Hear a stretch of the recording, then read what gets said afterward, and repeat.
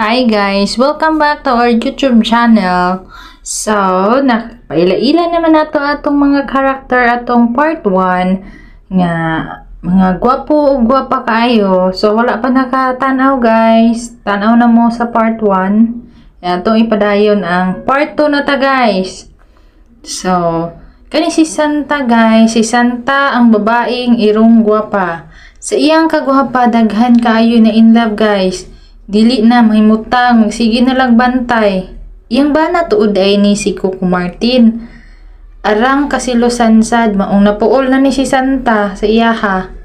Gusto niya magnitaglain. Kaso si Coco Martin guys, dili man sad muhawa. Mukuyog man bisan asa.